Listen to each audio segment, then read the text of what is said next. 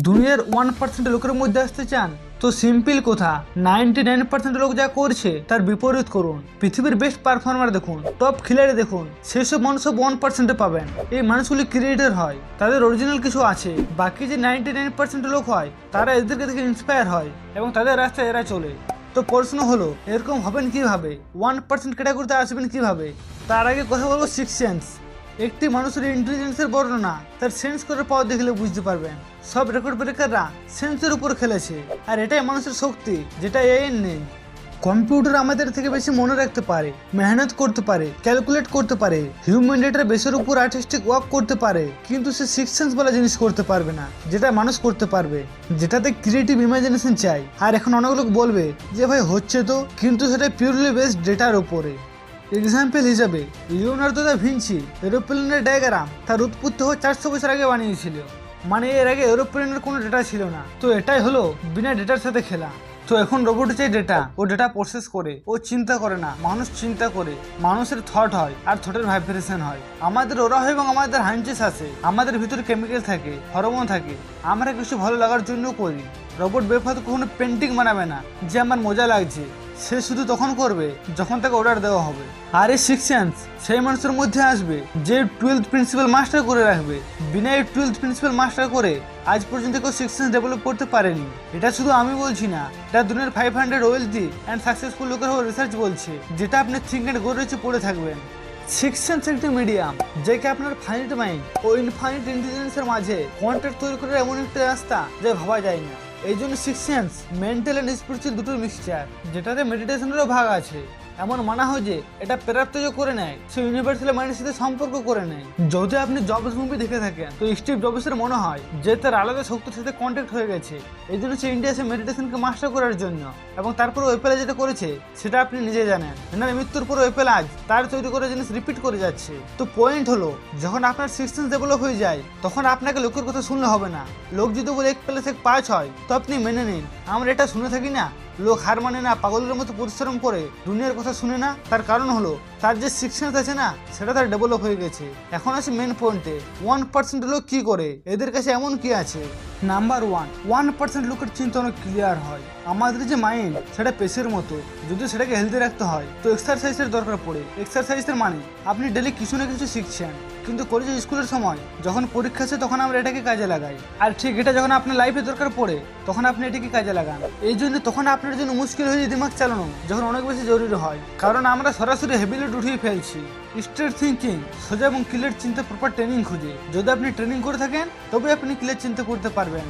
এই দেখো এটা বিভ্রান্ত মন আপনি স্ক্রিনে দেখতে পাবেন, এটাকে বলে কনফিউজড মাইন্ড। এটা কোনোদিন একটি চিন্তাতে চলতে পারবে না। যখন আপনার দিমাগ এরকম হয় তখন আপনার ইমোশনস কন্ট্রোল হবে না। এটা ঠিক এরকম যেন পেপারকেও ঘষে দাগ দিয়েছে, কিন্তু ঠিক এরই উল্টো। যখন আপনি একদম ক্লিয়ার চিন্তা করেন তখন এই ডায়াগ্রামের মতো আপনার চিন্তা হয়ে যায়। এই সময় আপনি হালকা ফিল করেন, আপনার কোনো টেনশন থাকে না, কোনো স্ট্রেস থাকে না, আপনি একদম হুঁশে থাকেন, ওয়ার থাকেন। নাম্বার 2, যদি আপনি 1% লোকের মধ্যে আসতে চান তো ক্লিয়ার চিন্তার সাথে সাথে মেহনত করতে হবে। আর শুধু মেহনত নয়, হাত পর মেহনত করতে হবে।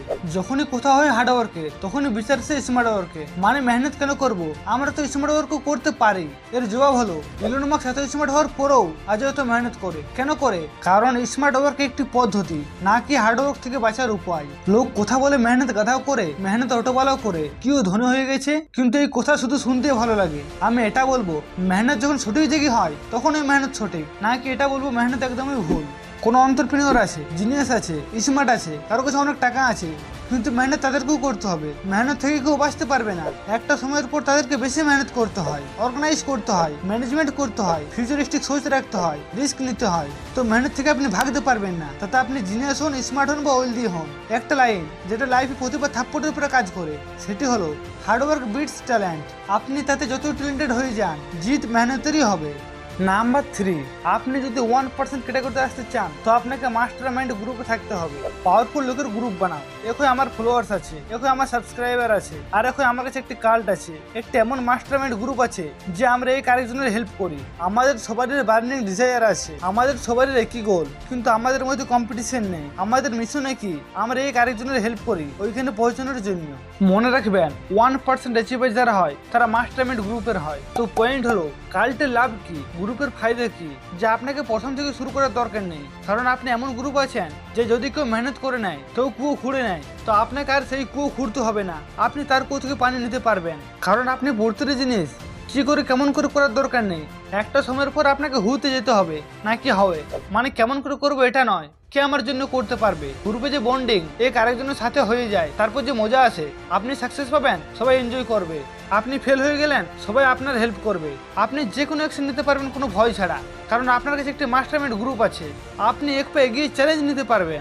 মোস্টলি সবারই ওয়েলথ হয়েছে নেটওয়ার্কের কারণে অথবা একটি সার্কেলের কারণে।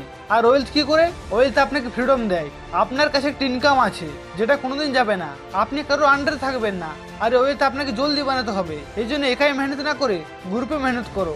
শুধুমাত্র একটা অ্যাডভাইস সবকিছু বদলে দেয়। শুধু একটি পার্টনার, একটি টিম মেম্বার, একটি এমন মানুষ, একটি ভালো অ্যাডভাইসার, একটি মেন্টর, এমনকি একটি মানুষের সাথে 10 মিনিট আলোচনাও সবকিছু বদলে দেয়, আপনার ভীষণ পর্যন্ত বদলে দেয়।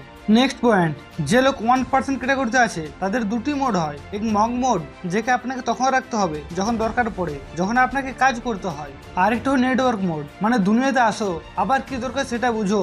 যদি আপনি নিজেদের মধ্যে আছেন তো আপনি জানতে পারবেন না যে বাইরের দুনিয়া চাই কি। কারণ এন্ড অফ দ্য ডে আপনি টাকা রোজগার করেন মানুষের কাছে, এরাই আপনাকে চিনবে, এরাই আপনাকে কনজিউম করবে, এরাই আপনাকে পছন্দ করবে। কিন্তু এই লোকদের জন্য আপনি কি তৈরি করবেন সেটা একান্তই হবে।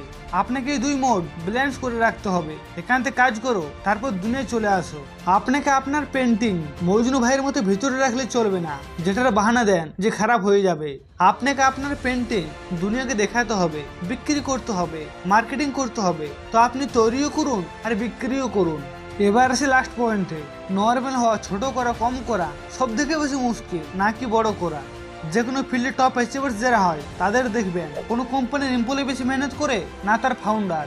যে কোনো ফিল্ডে যে টপে হয় তার লাইফ অনেক শর্টেড হয় নাকি তার যে অনেক মেহনত করে, যে জব করে, ছোট জিনিস অনেক বেশি করে আর সেটাতে ঝাঁপাই লাফায়। সে ঠিক না যে শুধুমাত্র একটি করে, ভালো করে ও পারফেক্ট ভাবে করে। নর্মাল জিনিসে কম্পিটিশন আছে, কম্পিটিশনে যাবে তো পেন পাবে, ছোট চিন্তার লোক পাবে, চিল্লার মাইন্ডসেট বালা লোক পাবে যে লাইফের কোয়ালিটিকে খারাপ করে। বড় খেলবে, ভালো সঙ্গ পাবে, হেলথ কম্পিটিশন পাবে, লম্বা সোজা রাখা লোক আপনার সাথে হবে, যে কি আজকের ইনকাম দেখে না, ফিউচারের গেম খেলে, যে লম্বা রেসের ঘোড়া হয়। কারণ যে ভিড় হয় সে শর্ট টার্ম খেলতেই বেশি।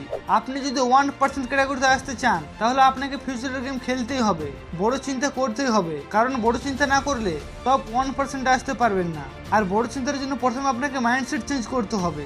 আর আপনি যদি মাইন্ডসেট চেঞ্জ করতে চান তো আপনার জন্য এই ভিডিওটি স্পেশাল। তো এই ছিল সেই পয়েন্ট যাকে ফলো করলে আপনি 1% ক্যাটাগরিতে আসতে পারবেন।